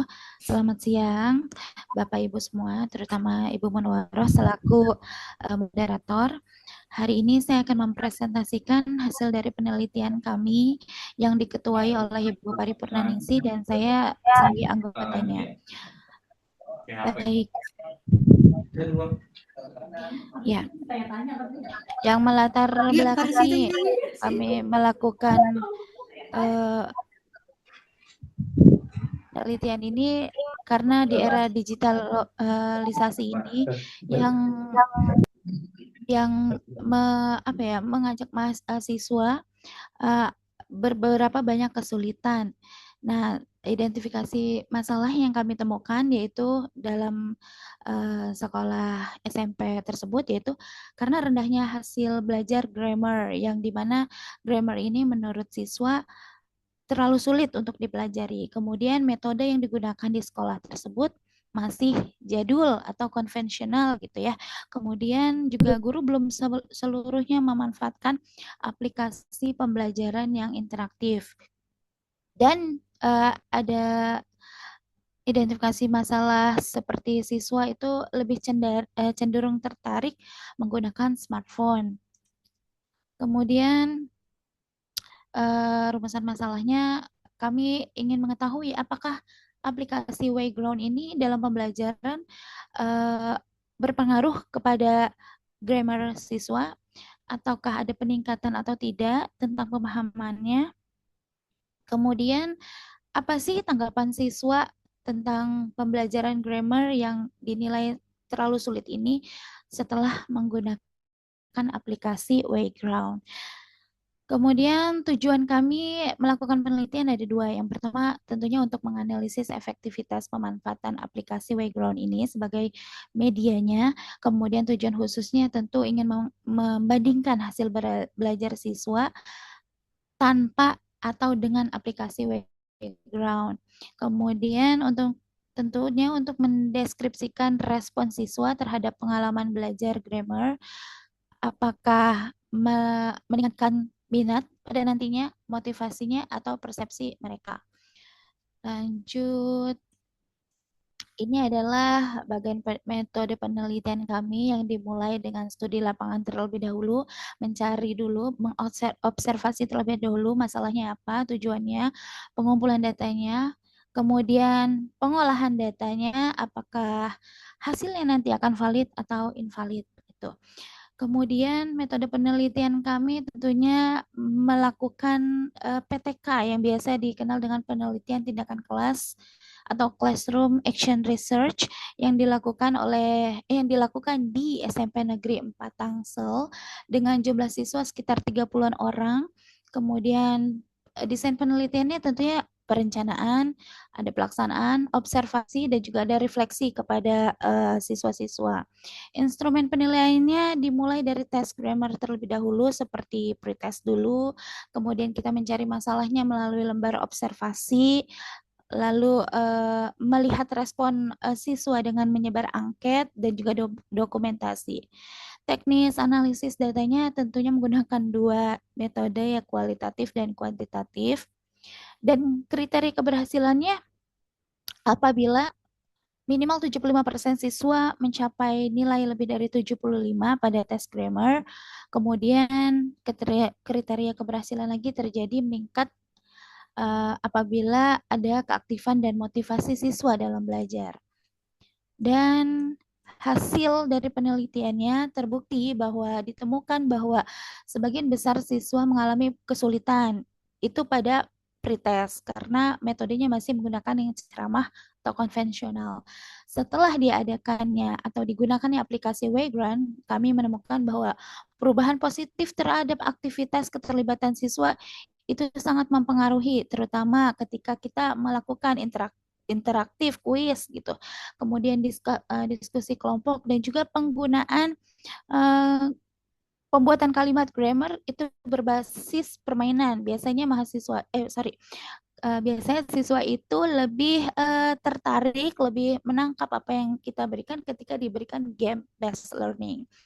Kemudian hasil pretest dan potest ditujukan adanya peningkatan grammar siswa yang rata-rata nilainya biasanya 60-an meningkat menjadi 82,7% pada post-testnya.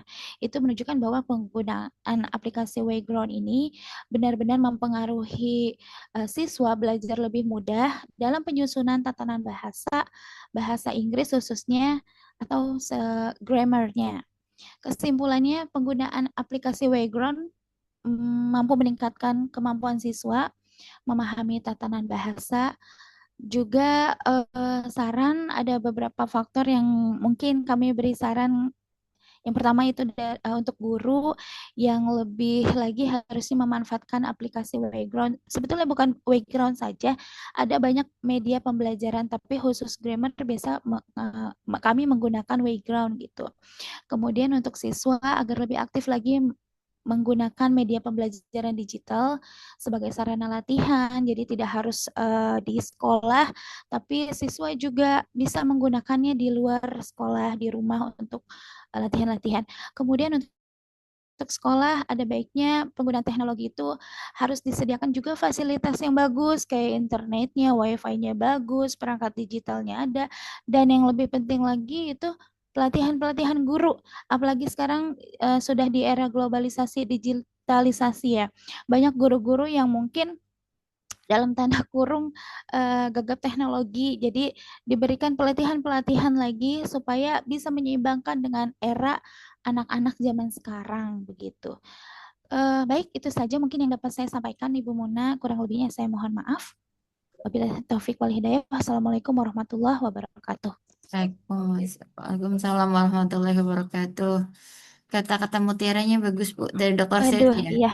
Ada Iya, betul Bu. Aduh, kalau ngomong bahasa Inggris ntar saya dikomentarin nih. Ya, intinya semakin banyak membaca kita jadi makin tahu gitu kan ya Bu. Semakin banyak belajar kita makin hebat lagi gitu Bu. Aduh, reaksinya udah banyak ya Bu Resti. Baik, Bu. Oke, baik. Terima kasih Bu Resti. Lanjut Bu Andin. Sudah siap tadi ya Bu Andin yang harusnya kedua. Bu Izin ya Andin. Ibu Mona, saya pindah ke room PKM. Siap, siap Ibu, silakan. Oke, Ya, Bu terima Andin. kasih, Bu. Ya, saya langsung share screen aja ya, Ibu. Iya, langsung sajiin. Untuk Bu Andin, ini belum ada gelarnya sama sekali nih Bu Andin. Nanti bisa dijabri ke saya aja kali ya Bu Andin ya. Untuk ketua, anggota, anggota satu, anggota dua, ini belum ada gelar Iya, masing-masing ya. Oke, baik. Untuk judulnya aplikasi SPK penilaian karyawan terbaik Itunya berbasis ya, website dengan metode gelarnya. MyBack ya, ya Bu ya. Oke, waktunya 5 menit ya Bu untuk presentasi. Iya, Saya silakan.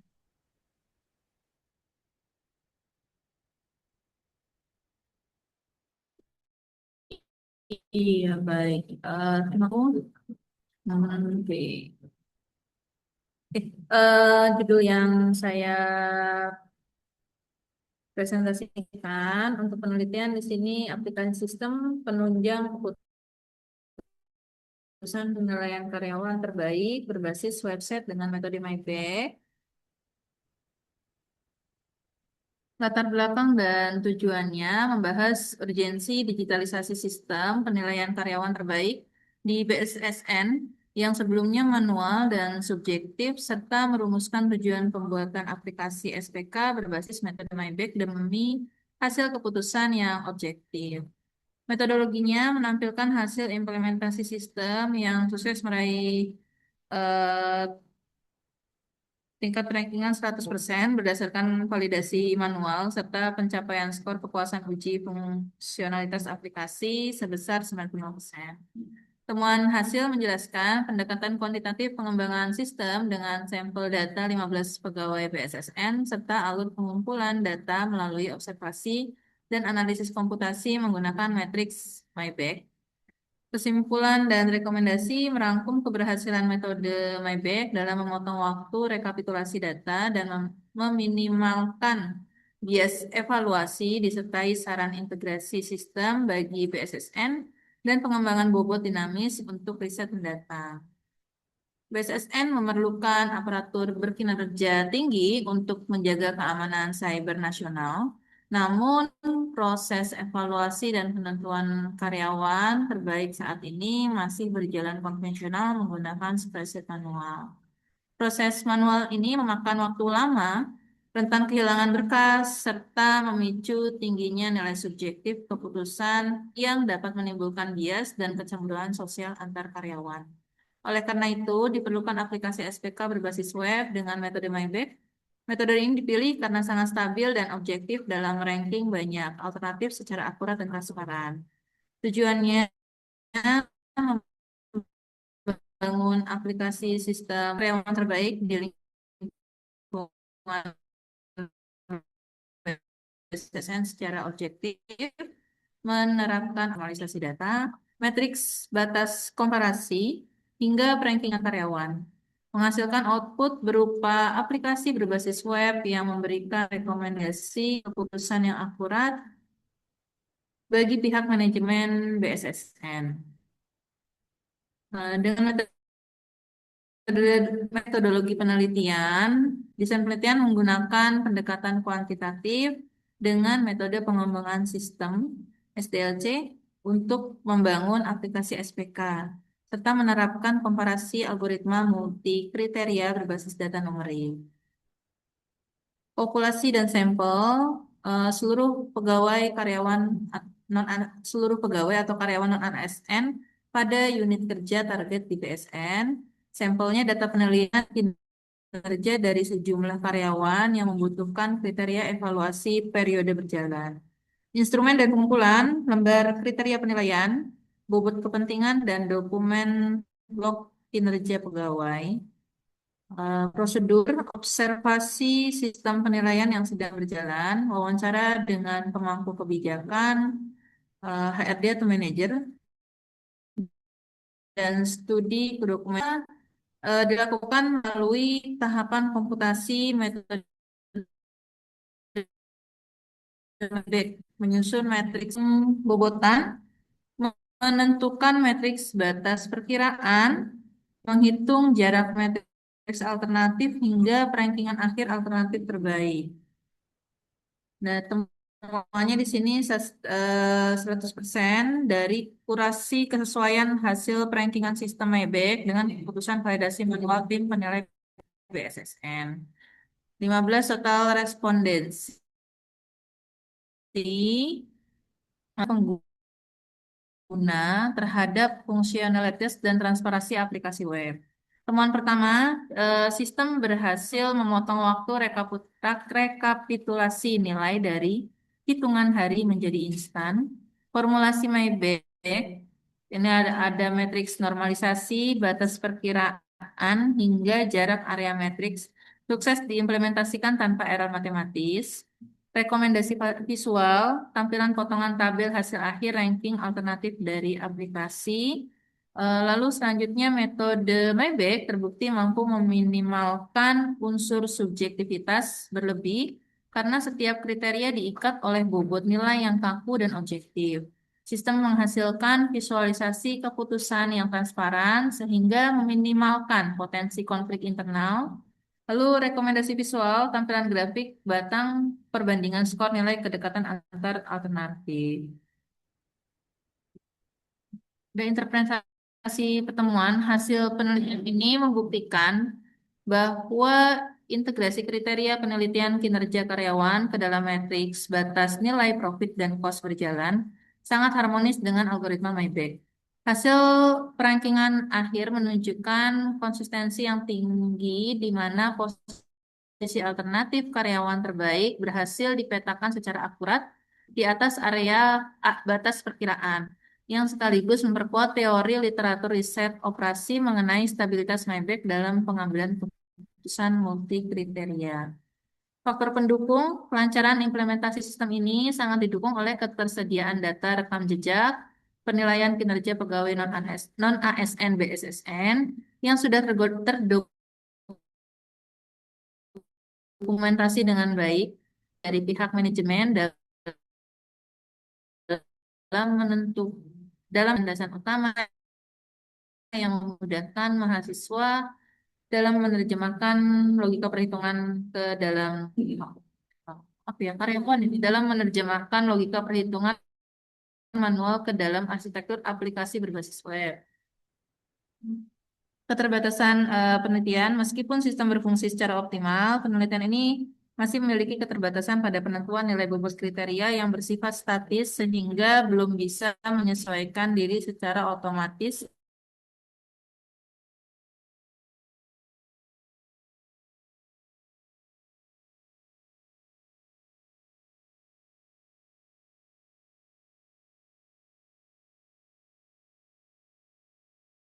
Halo Bu Andin.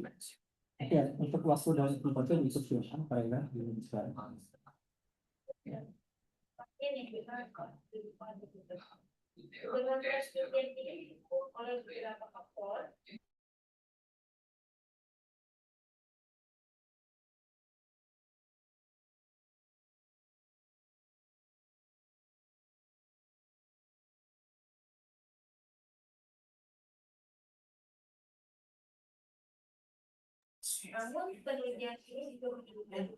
Halo Bu Andin, sudah selesai? Saya tadi terdengar masih sampai pembahasan nih. Betul, Bu. Iya, Tadi tadi sampai sampai 7. Kayak sinyal Bu Andin deh, Bu. Tadi yang Bu apa? Kayak agak kabur-kabur gitu suaranya. iya sih suaranya emang agak putus-putus tadi Boyon. Pak.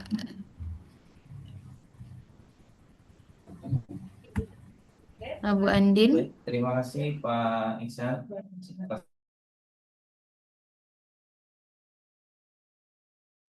Laptopnya kecabut, Bu. Iya. oh, Mati sebentar. Mungkin Bu ada Andin tadi baru sampai pembahasan ya Bu? Dawang tadi ya, ini Biwin apakah sudah siap? Betul. Oke, dilanjut dulu ya Bu. Betul. Aduh. Iya. Silakan di Sebentar, mana dia? Sebentar.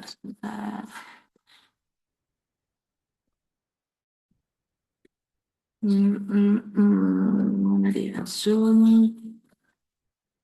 Bentar ya, Bu. Yes.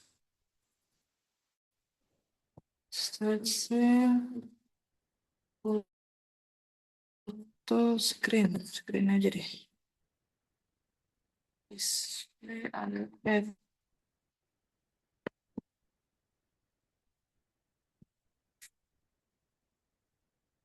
oh, benar.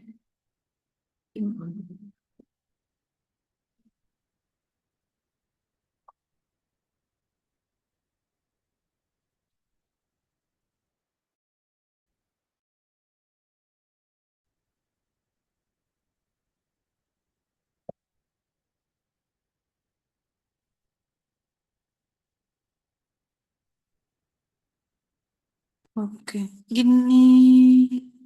Mana dia? Bentar.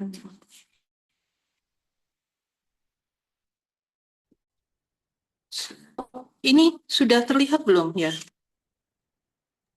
Belum Bu Andin. Belum. Tuh. Bagaimana ini? Sebentar.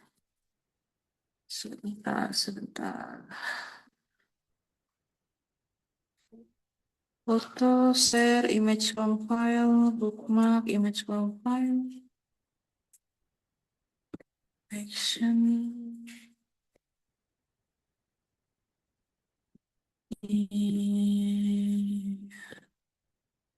Save.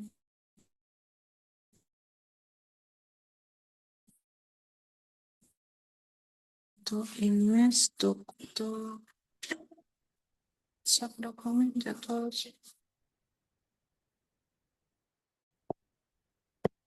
Ini export to setting.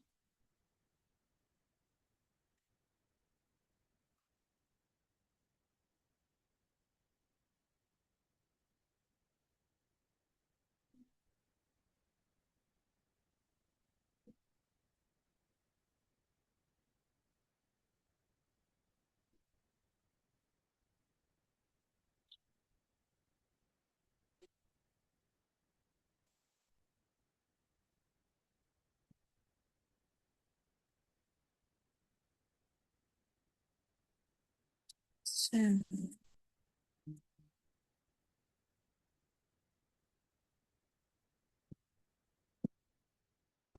Bagaimana ini sebentar ya. Bu Muna boleh Ya Bu, minta tolong tidak? Nah ya minta tolong ya. boleh kirim aja Bu.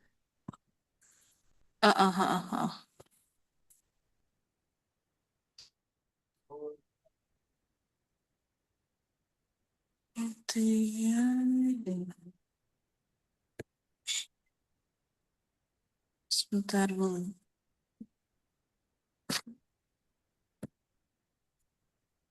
Sebentar.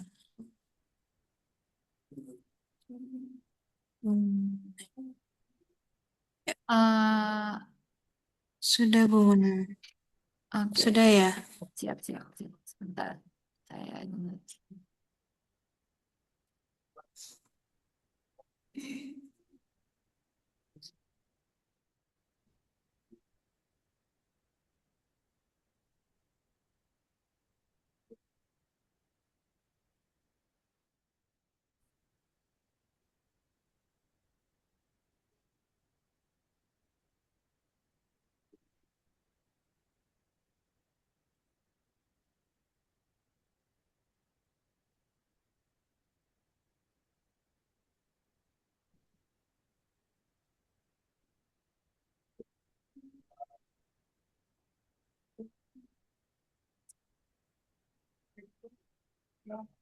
Ya, Bu Andin terlihat? Iya, ya sudah. Oke, tadi Tadi sampai pembahasan ya, Bu. Oke, Bu. Lanjut ke pembahasan sudah tadi ya. Kesimpulan berarti ya, Bu Andin. oke ya, Muna. Oke, baik, Oke, silakan. ya mohon maaf atas kendalanya kawan-kawan semua. Jadi kesimpulannya tadi aplikasi SPK berbasis web ini berhasil menerapkan metode MyBack untuk mengotomatisasi perhitungan rumit menjadi hasil keputusan instan dalam menentukan peringkat karyawan terbaik BSSN. Metode MyBack terbukti sukses mengeliminasi bias evaluasi dan menekan subjektif manajer sehingga menghasilkan keputusan rankingan yang adil dan akurat. Secara praktis, sistem ini mendigitalisasi tata kelola SDM BSSN, memangkas waktu rekapitulasi data, serta meningkatkan transparansi penilaian bagi karyawan. Di sini ada rekomendasi untuk pemerintah atau pembuat kebijakan. Manajemen BSN disarankan mengevaluasi bobot kriteria secara berkala agar tetap relevan dengan dinamika keamanan cyber nasional. Praktis atau pelaksana, tim penilai direkomendasikan segera mengintegrasikan aplikasi ini ke sistem kepegawaian utama dan mengadakan pelatihan singkat bagi operator. Untuk peneliti selanjutnya, riset mendatang dapat mengembangkan pembobotan kriteria dinamis seperti kombinasi AHP dengan MyBack dan memperluas skala uji coba di unit kerja lain. Oke, sudah sampai situ saja. Terima kasih Bu Muna dan mohon maaf atas kendalanya. Baik, aman Bu, aman. Oke, terima kasih banyak Bu Andin. Selanjutnya Pak Romi, sudah hadir Pak Romi. Sudah, Bu. Oke, Sudah Pak hadir. Romi, saya cek terlebih dahulu mau Romi Andrianto Eskom Mkom ya, Pak Romi ya. Iya, betul, Bu. Lalu Iya, betul. Muhammad Arif Yulianto Eskom Mkom dengan Iya, betul. anggotanya satu ya Pak. Iya, anggotanya satu, Bu. Dengan judul penerapan metode Rapid Application Development RAD dalam pengembangan sistem informasi sekolah berbasis website. Studi kasus Iya, betul, SMK Bu. Pustek Serpong ya Pak. Oke, Iya, waktu betul. 5 menit ya Pak. Saya Oke. persilahkan. Baik, Bu. Terima kasih, Bu Munawaroh. Izin Bapak Ibu, saya akan mempresentasikan hasil penelitian yang sudah saya buat dengan judul penerapan metode Rapid Application Development atau RAD dalam pengembangan sistem informasi sekolah berbasis website. Kebetulan saya bersama Bapak Arif Yulianto dalam melakukan penelitian ini. Langsung aja data yang melatar belakangi dalam penelitian ini. Yang pertama, perkembangan teknologi digital menuntut sekolah menyediakan informasi yang cepat dan mudah diakses. Namun, sistem informasi SMK Pusat Serpong masih kurang optimal. Lalu, sistem yang digunakan masih statis, kurang informatif, dan tidak responsif, sehingga belum memenuhi kebutuhan pengguna. Lalu, pengembangan sistem informasi modern diperlukan untuk mendukung transformasi digital dan meningkatkan kualitas layanan pendidikan. Tujuan penelitian ini yaitu yang pertama, merancang dan mengembangkan sistem informasi sekolah yang modern, responsif, dan terintegrasi menggunakan metode RAD dengan metode pengujian ISO IEC 25010. Lalu menganalisis kebutuhan pengguna serta mengatasi permasalahan pada sistem informasi lama yang kurang informatif, tidak responsif, dan tidak terintegrasi. Selanjutnya menghasilkan sistem informasi yang mampu meningkatkan akses informasi, kualitas layanan sekolah, dan komunikasi dengan seluruh pemangku kepentingan. Metode penelitian yang kami gunakan, yang pertama itu desain penelitian. Kami menggunakan metode RAD dalam desain penelitian ini. Lalu untuk instrumen dan pengumpulan datanya, kami melakukan studi pustaka, observasi, wawancara, lalu mengumpulkan data menggunakan kuesioner terhadap stakeholder sekolah. Untuk populasi dan sampel, dalam tahap evaluasi kami melibatkan 30 siswa, 10 guru, dan 10 wali siswa. Teknik analisis yang digunakan, kami mengaplikasikan metode ISO IEC 2050-10 dengan tahapan instrumen functional suitability, lalu instrumen performance efficiency, instrumen usability, instrumen reliability, dan instrumen portability. Nah, temuan dari penelitian ini berdasarkan hasil analisis kebutuhan, observasi, dan wawancara di SMK Pusat Serpong, ditemukan bahwa sistem informasi sekolah yang digunakan masih berbasis HTML statis, kurang responsif terhadap perangkat mobile, informasi yang disajikan tidak lengkap dan jarang diperbarui, serta belum terintegrasi dengan berbagai layanan sekolah. Kondisi tersebut menyebabkan kesulitan bagi siswa, orang tua, calon siswa, dunia usaha, dunia industri, maupun mahasiswa PPL dalam memperoleh informasi secara cepat dan akurat. Selain itu, belum tersedia fitur penting seperti informasi kelulusan online, perpustakaan digital, dan sistem berita yang terkelola dengan baik. Hasil penelitian ini menunjukkan bahwa pengembangan sistem informasi sekolah berbasis website menggunakan metode RAD berhasil menghasilkan sistem yang lebih modern, responsif, dan terintegrasi. Sistem yang dibangun memiliki beberapa fitur utama yaitu profil sekolah, informasi kelulusan online, modul berita dan pengumuman, perpustakaan digital, serta desain yang responsif dan user friendly. Bapak Ibu, berikut hasil penelitian saya yang sudah saya buat dan sudah bisa digunakan dengan domain di www.smkpusekserpong.sch.id. Lalu interpretasi temuan penelitian menunjukkan bahwa pengembangan sistem informasi sekolah berbasis website mampu menghasilkan sistem yang lebih modern, responsif, dan terintegrasi dibanding sistem sebelumnya. Hasil ini sejalan dengan konsep transformasi digital dalam pendidikan yang menekankan pentingnya pemanfaatan teknologi informasi untuk meningkatkan kualitas layanan dan akses informasi. Dengan demikian, hasil penelitian mendukung berbagai literatur yang menyatakan bahwa sistem informasi berbasis web dapat meningkatkan efektivitas komunikasi dan pelayanan pendidikan. Lalu untuk faktor yang mendukung keberhasilan penelitian ini antara lain adalah kebutuhan nyata dari pihak sekolah terhadap sistem informasi yang lebih modern, juga dukungan dari stakeholder sekolah dalam proses identifikasi kebutuhan sistem. Selain itu, meningkatnya penggunaan perangkat digital seperti smartphone dan internet di lingkungan pendidikan menjadi faktor yang memperkuat kebutuhan akan sistem yang responsif dan mudah diakses. Penelitian ini memiliki beberapa keterbatasan. Pertama, penelitian ini hanya dilakukan pada satu sekolah, yaitu SMK Pusek Serpong, sehingga hasil penelitian belum dapat digeneralisasikan untuk seluruh sekolah dengan karakteristik yang berbeda. Kedua, penelitian lebih berfokus pada tahap rancangan dan pengembangan sistem, sehingga belum dilakukan pengujian jangka panjang terkait tingkat kepuasan pengguna dan dampak sistem terhadap peningkatan kualitas layanan sekolah. Lalu yang ketiga, evaluasi sistem masih terbatas pada pengujian fungsionalitas, sehingga aspek lain seperti keamanan sistem, performa pada jumlah pengguna yang besar, dan integrasi dengan sistem eksternal belum dianalisis secara mendalam. Nah, kesimpulannya, pengembangan sistem informasi sekolah berbasis website dengan metode RAD ini berhasil menghasilkan sistem yang modern, responsif, dan terintegrasi dengan mendukung penyampaian informasi sekolah secara efektif. Lalu sistem yang dikembangkan mampu menjawab kebutuhan pengguna dengan menyediakan fitur profil sekolah, informasi kelulusan, berita dan pengumuman, serta perpustakaan digital yang mudah diakses melalui berbagai perangkat. Secara praktis, sistem ini dapat meningkatkan kualitas informasi dan komunikasi sekolah, sedangkan secara teoritis, menunjukkan bahwa metode RAD efektif digunakan dalam pengembangan sistem informasi pendidikan yang membutuhkan proses pembangunan secara cepat dan fleksibel.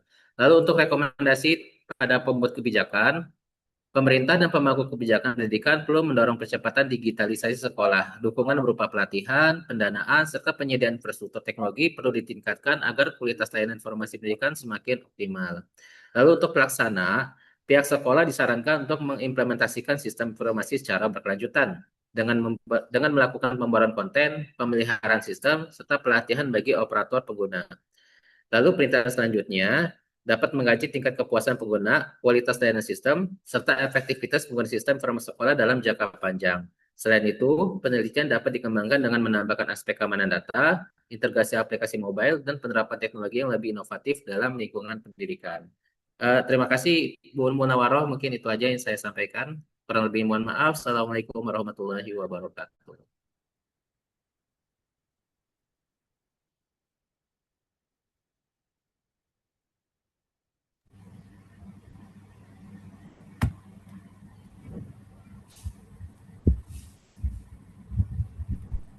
Sudah selesai Pak Romi? Sudah, Bu, sudah. Oke, baik. Terima kasih banyak Pak Romi atas presentasinya. Lanjut oleh Bu Yolan ya, Bu Yolan. Terakhir ya, Bu. Ya Bu, penutup Bu. Alhamdulillah. Semangat ya, Bu. Bu, Oke, selesai. baik Ibu. Waktunya 5 menit. Sebelumnya saya cek dulu untuk namanya. Sebentar, yo. Sebentar.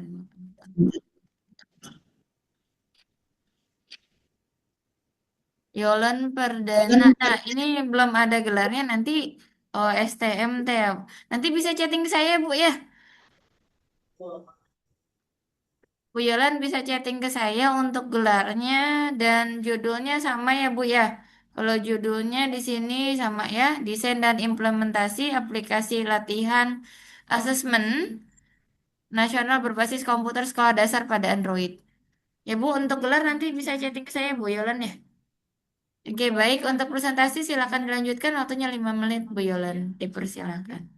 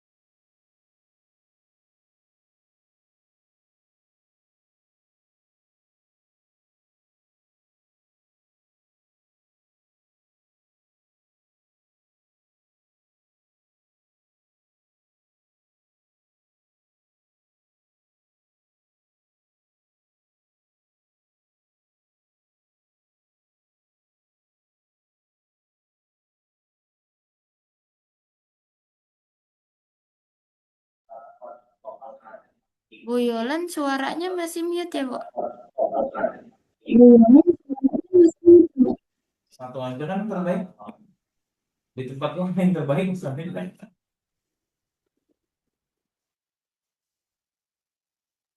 Untuk tadi sudah muncul untuk PPT-nya, tapi suaranya masih mute.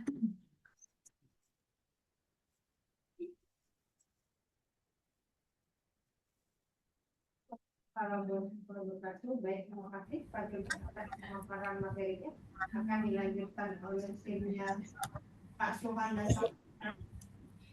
Saya sangka sudah muncul dari tadi.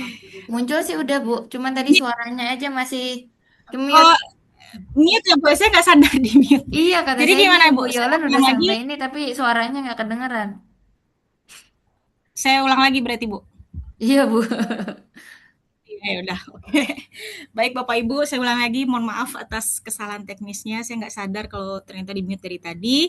Saya mulai dengan diseminasi kali ini, saya akan mempresentasikan tentang penelitian kami yang berjudul Desain dan Implementasi Aplikasi Latihan Asesmen Nasional Berbasis Komputer Sekolah Dasar pada Android. Sudah kedengaran belum Bu? Takut. Sekarang udah Bu? Sudah kedengar? Terdengar Bu, terdengar. Aman. Siap. Lanjut Bu. Saya langsung saja ke latar belakang. ANBK menjadi instrumen evaluasi mutu pendidikan, terutama menekankan literasi membaca dan numerasi. Namun, siswa SD masih memiliki keterbatasan media latihan yang mudah diakses melalui perangkat mobile. Sebagian besar latihan BK masih berbasis buku sehingga kurang fleksibel digunakan kapan saja. Belum banyak tersedia aplikasi Android yang secara khusus menyediakan simulasi latihan literasi membaca dan numerasi untuk siswa SD. Pengembangan aplikasi Android diperlukan untuk mendukung kesiapan siswa menghadapi ANBK dan memperluas akses latihan secara mandiri. Sedangkan tujuan penelitian yang pertama yaitu merancang dan mengimplementasikan aplikasi latihan UNBK berbasis Android untuk siswa kelas 5 sekolah dasar. Yang kedua, menyediakan fitur latihan literasi membaca dan numerasi yang sesuai dengan karakteristik soal UNBK. Yang ketiga, mengevaluasi kelayakan dan kemudahan penggunaan aplikasi sebagai media pembelajaran dan persiapan UNBK. Metodologi penelitian yang pertama yaitu desain penelitian. Penelitian menggunakan metode research and development dengan model SDLC, dimulai dari perencanaan, analisis kebutuhan, desain, pengembangan pengujian, peluncuran, dan pemeliharaan sistem. Aplikasi dikembangkan menggunakan Android Studio. Instrumen dan pengumpulan, instrumen meliputi observasi kebutuhan pengguna, wawancara guru dan siswa, dokumentasi dan kuesioner usability berbasis skala Likert. Populasi dan sampel. Populasi penelitian adalah siswa kelas 5 sekolah dasar. Uji coba dilakukan pada 15 orang siswa kelas 5 dengan teknik purposive sampling untuk mengevaluasi fungsi dan usability aplikasi. Teknik analisis data, analisis dilakukan secara deskriptif kuantitatif terhadap hasil pengujian fungsional dan usability, pengembangan sistem menggunakan Android Studio. Selanjutnya itu temuan dan hasil penelitian. Secara umum siswa 89,33% siswa menilai aplikasi sangat layak digunakan dan bermanfaat. Kemudian pengujian black box, seluruh menu dan fitur aplikasi berfungsi dengan sempurna dan berjalan sesuai dengan spesifikasi yang telah ditentukan. Berdasarkan pengujian black box yang dilakukan terhadap 4 menu, seluruh fungsi pada aplikasi latihan UNBK berbasis Android dapat berjalan sesuai dengan kebutuhan yang telah dirancang. Setiap menu menampilkan informasi yang sesuai dengan dapat diakses tanpa kesalahan. Dengan demikian, tingkat keberhasilan pengujian mencapai 100%. Kemudian, kuesioner aplikasi latihan soal UNBK berbasis Android memperoleh tingkat usability sebesar 89,33% yang termasuk kategori sangat baik atau sangat layak untuk digunakan sebagai media latihan UNBK. Ini beberapa tampilan atau antarmuka aplikasi. Ada menu utama secara yang seperti tadi dijelaskan, 4 menu utama setelah pengujian black box dapat berfungsi sesuai dengan fungsinya masing-masing. Ini adalah skenario pengujian, kemudian berikut secara pembahasan interpretasi pertemuan. Hasil menunjukkan aplikasi Android latihan UNBK dapat berjalan sesuai fungsi masing-masing menu dan dapat dimanfaatkan untuk tambahan latihan persiapan UNBK. Faktor pendukung, tampilan sederhana bisa akses melalui smartphone, materi yang sesuai UNBK, dan feedback hasil latihan menjadi faktor utama keberhasilan aplikasi. Keterbatasan penelitian, uji coba masih terbatas pada satu kelompok siswa dan belum menggunakan soal yang besar. Pengembangan lanjutan diperlukan untuk implementasi yang lebih luas. Kesimpulan dan rekomendasi, aplikasi latihan UNBK berbasis Android 100% dapat berjalan sesuai pengujian black box yang dirancang dan diimplementasikan menggunakan metode SDLC dan Android Studio. Yang kedua, fitur literasi membaca dan menumerasi mampu mendukung persiapan siswa SD menghadapi UNBK secara mandiri dan fleksibel. Yang ketiga, aplikasi berpotensi menjadi media pendukung pembelajaran digital yang efektif di lingkungan sekolah dasar. Rekomendasi untuk pemerintah mendorong pemanfaatan aplikasi latihan UNBK digital sebagai bagian dari program peningkatan literasi dan numerasi di sekolah dasar. Untuk praktisi atau pelaksana, siswa kelas 5 dapat memanfaatkan aplikasi sebagai media latihan rutin dan evaluasi kesiapan siswa sebelum UNBK.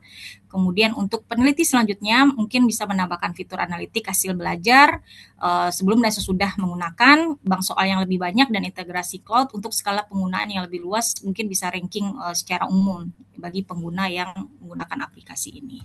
Terima kasih. Assalamualaikum warahmatullahi wabarakatuh. Ya, terima kasih banyak Bu Yolen atas presentasinya. Baik, Bapak Ibu, ini kita sudah selesai semua. Terima kasih atas kehadirannya untuk presentasi. Nanti bisa langsung close aja Bapak Ibu, jadi tidak perlu ke utama lagi. Dan sekali lagi mohon maaf jika ada kesalahan dari panitia. Saya akhiri, wassalamualaikum warahmatullahi wabarakatuh. Waalaikumsalam warahmatullahi wabarakatuh. Terima kasih Bu Muna. Sama-sama Ibu.